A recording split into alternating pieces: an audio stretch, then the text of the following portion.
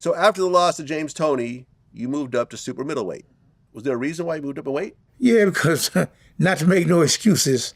You know, when I fought James, I killed myself to make the weight class, but that's no excuse. He was just a better man. And I said, well, if I'm going to fight, I'm not going to fight at middleweight no more. I fought like 36 or 37 times. You know, look at me. I'm a big guy. I'm the same size as I am now, but I'm just a few pounds heavier. And I'm killing myself to make middleweight. So I said, well, let me move up in weight if I'm going to fight, because there's no need for me to fight if I'm not going to move up in weight, because it's going to be useless, because I can no longer make the middleweight division and be successful. I mean, I could have made the weight, but was I going to be the fighter I was? Quite naturally, I wasn't. So I think I needed to move up in weight. It's time for me to move up in weight.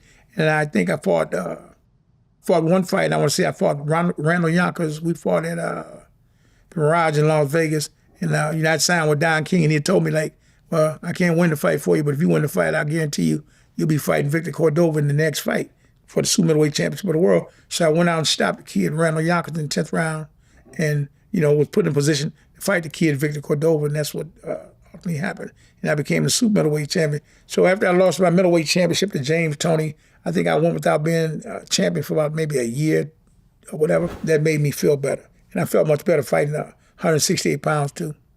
Well, signing to Don King, this is one of the most polarizing figures in boxing. Yes, it is. I remember when we interviewed Mike Tyson, he told the story about how he beat up Don King. This one time. I think I heard that, or somebody told me about it. Yeah. Yeah, he said he was on Don King's private plane, and he was broke at this time, you know, because he had, you know, burned through a bunch of his money. Okay. He was looking at him. I think he was high. He was thinking about how all this money was his money. And I guess at one point, you know, they start to drive, and he just lost it and just beat him up on the freeway. Wow. They had to pull over the car and, Wow. you know, and so forth. And, you know, I've interviewed people, you know, like, you know, Larry Holmes, he was represented by Don King at one point, and he said, you know, he didn't really say anything bad about him. He said he has his ways. I got nothing bad to say about Don King, to be honest. And like I tell people, if you come down and say, here's $1 million, say something bad, I can't really say nothing bad about him, because he always gave me my money, so I never had no problem with that, Don. And sometimes he would give me my money early if I wanted it. So I just never had no problem with Don King. You know, the only problem I think I might have had, him not giving me the Nigel Bay and Chris Eubanks fight, because once I won the super middleweight title, you know, I figured, like, well, I go over to London and fight them guys. I don't care, you know what I'm saying? They were like the top middleweights at the time then, other than, you know, Sugar Ray, Tommy, and Durant and Hagler. You know, those was like the second best of the middleweights, because them guys, the Kings was just the Kings, and let's give them their props. But this kid, Nigel Ben, I think if I could have went over to London and fought him, I think it would have been a big fight with him or the kid, Chris Eubanks, because they were both dynamite fighters. They was world champions and had a big following over in Europe, and they could fight. Well, I mean, you kind of touched on this. So you fight Victor Cordoba for the WBA lineal super middleweight title. 12-round split decision, but it was a little bit controversial. It was controversial. Well, that's what I'm saying, Vlad. You know, when I fought Victor, it was definitely controversial. He knocked me down in the 10th round, and I got up, and I came back, and I think I done enough to win the fight. But you got to remember, they gave me the split decision win over. He was a world champion, not taking nothing from me. So what I tell Don King and Angelo Dundee after the fight, I said, well, who you want to fight next? I said, Victor Cordoba. They said, you just fought him. I said, I want to run it back, because, look, in my heart and in my mind, I knew that they, you know, kind of like gave me the fight, but I want to do it again with this guy. I said, I don't want to fight nobody. I want to run it back with Victor Cordoba. So like maybe 4 months later, we ran it back. And the second fight, and in Memphis, Tennessee, I obliterated him. I beat him the way I was supposed to beat him. I done everything but knock him out. But I wanted to show him that, you know, I can beat you, Victor Cordoba. I mean, the first fight was super close. And he was a champion, and they gave me the split decision. Yeah. I'm thankful for that. But I honored it by saying, hey, bring this dude back. Because Don King and Angelo said, you sure you want to do that again? I said, yeah, because it was something in my mind that I knew that, you know, there's something more I could have done. And I said, just give me one more shot at this. And I want to just obliterate this guy. And, you know, in the second fight, I beat him, you know, hands down. Right. That rematch was a 12-round unanimous decision. Yeah. Oh, so no one much could say closer. anything at that. Well, you know, you got to take the doubters out, because like, oh, I think he won. I think he won.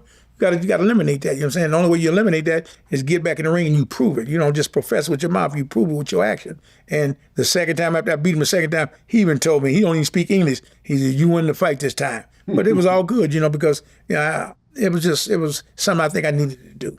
And I'm glad I done it. Well, but then that next year you fought Steve Little. Right. And you actually lose. 12-round split decision. Right. Another huge upset. Yeah.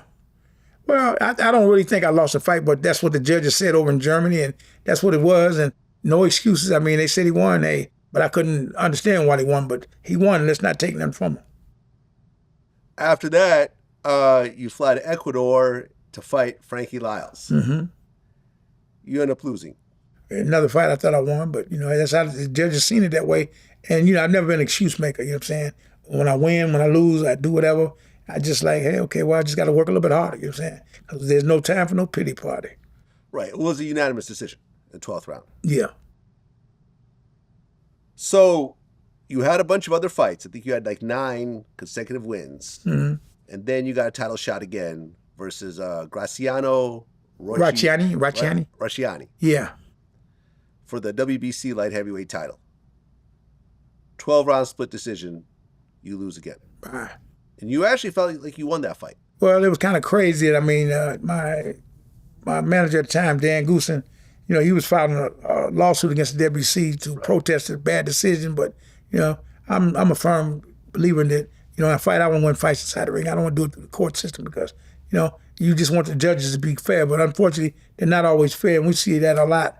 But my thing is, I just wanted to, hey, I don't want to be trying to sue nobody for no victory because I think I done enough to win the fight.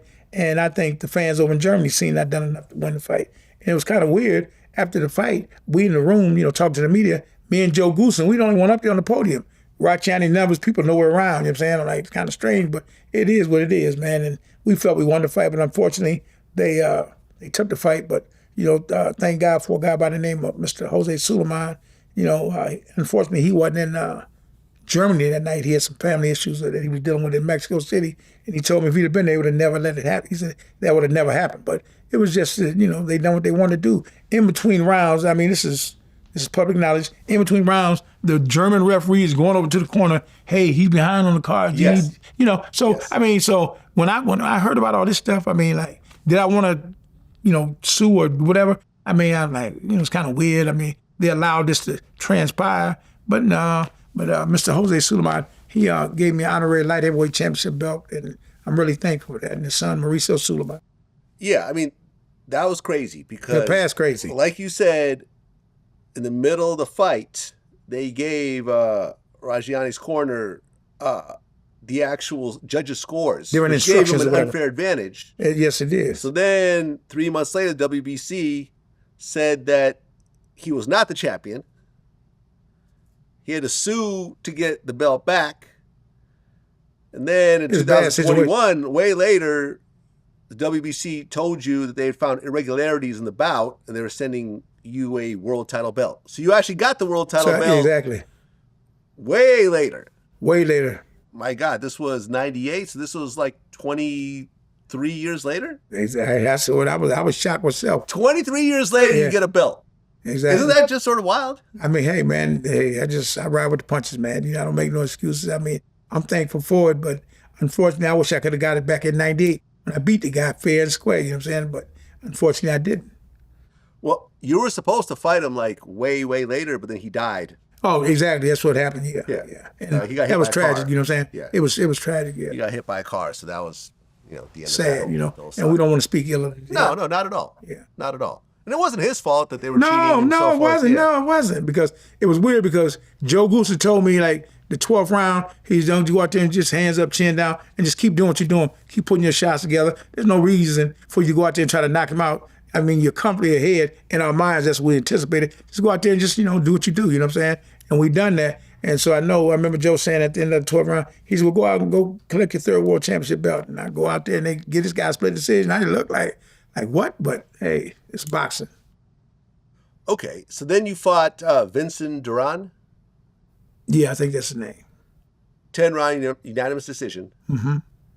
And this ended up being your last fight. Yeah. Now, you're 39 years old. Yeah, I'm done. Did you know you were done, or did you think you had a few more fights? Yeah, there was really no need to keep fighting for what? I mean, there was nothing for me, no more for me to gain. I mean, all the big fights was pretty much gone, and didn't nobody really want to fight me, the younger guys, whatever. So I'm like, hey, we're going to step down,